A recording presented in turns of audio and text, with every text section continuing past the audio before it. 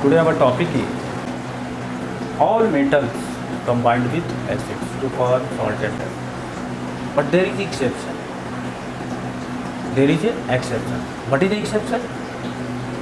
Concentrated HNO3 acid means nitric acid, which is also called aquafortic. Concentrated HNO3 nitric acid can be transported in aluminum container. ये तो problem वाली बात है, सबको पता है कि वही अल्युमिनियम मेटल है और नाइट्रिक एसिड वो तो एसिड है, स्ट्रॉन्ग एसिड वो भी मिनरल एसिड है, और उसके अंदर में स्टोर करके हम ले जा रहे हैं एक जगह से दूसरे जगह। तो है ना ये प्रॉब्लम वाली बात, सोचने वाली बात है ना कि आखिर एसिड को हम क्यों मेटल के कंटेनर में फिल करके ले जा रहे हैं। वाई इस प्रोसेस सबको मालूम है।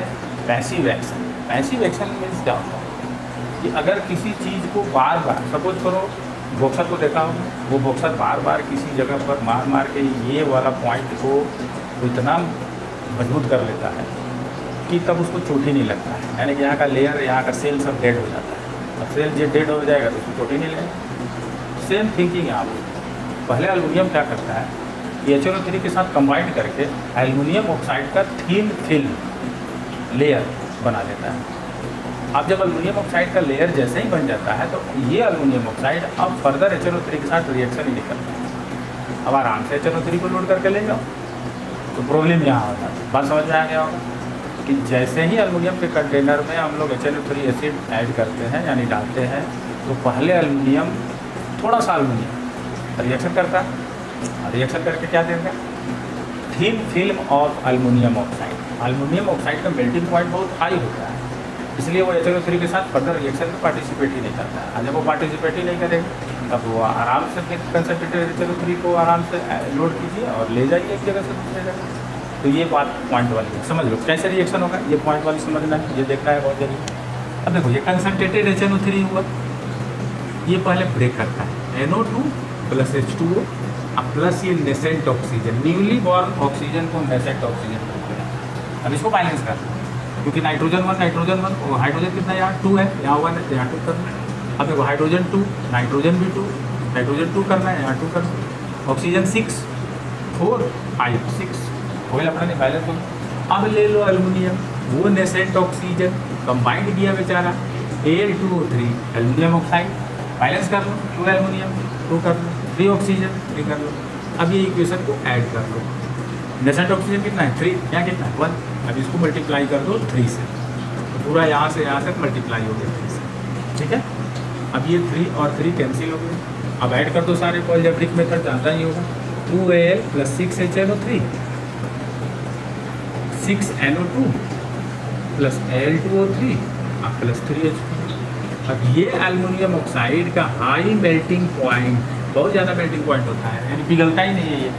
अब HNO3 की तरह लड़ते रहे, ये भाग ही नहीं देगा एल्युमिनियम ऑक्साइड। अब आराम से तुम कंटेनर में फीड करके ले जाओ, तो ये एक्सेप्शन याद रखना है। बात समझ में आ गया। Concentrated HNO3 can be transported in aluminium container.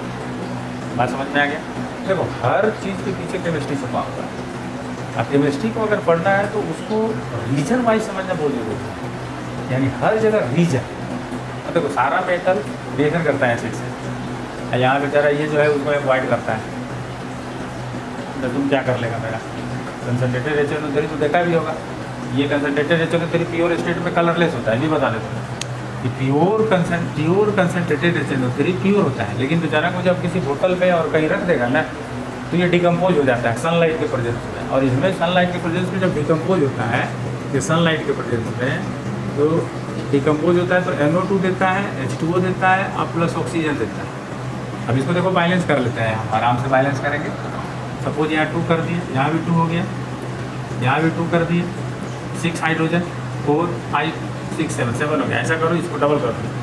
अब डबल करेगा तब जाकर ये बैलेंस हो जाएगा। यहाँ 2 हाइड्रोजन 4 नाइट्रोजन 4, ऑक्सीजन कितना 12, 8 और 2 कितना होगा 8 2 10 और ये 2 1 8 और 2 10 और 2 12। देख लो यहाँ 12 ऑक्सीजन हुआ, 4 × 3 12 ऑक्सीजन, 8 ऑक्सीजन और 2 ऑक्सीजन, 10 ऑक्सीजन और 2 ऑक्सीजन, कितना हुआ 12 हुआ। ये ऑक्सीजन गैस बनकर निकल जाएगा। ये जो नाइट्रोजन डाइऑक्साइड है ये येलो कलर का होता है। अब येलो कलर के कारण आप समझ लो कि कहीं भी HNO3 दिया, ये कलरलेस हुआ, ठीक है, कलरलेस हो गया। अब ये सनलाइट के प्रेजेंस में थोड़ा सा डिकम्पोज कर गया, डिकम्पोज किया तो येलो कलर हो गया। अब तुमको वो पीला कलर दिखाई देगा, येलो कलर का। इसलिए देखना तो मार्केट से जब मार्बल साफ करने के लिए नाइट्रिक एसिड लाएगा तो थोड़ा सा येलो कलर का रहता है, इससे मार्बल भी साफ कर सकता है। बात समझ में आएगी? ये वाला पॉइंट क्लियर है? अब क्लियर है तो बहुत अच्छा। अब थोड़ा सा थिंकिंग लो और देखो क्या पॉइंट है ना। और जो मेरा वीडियो है उस वीडियो को थोड़ा सा अच्छा से देखो और देख के कमेंट करके बताओ कि और क्या इम्प्रूवमेंट, हमको पता है इम्प्रूवमेंट क्या करना है, हमको इम्प्रूवमेंट करना है, ये बोर्ड को थोड़ा सा मॉडिफाई करना है। और कुछ अगर हो तो कमेंट करें, ठीक है। Thank you, all the best for your bright future.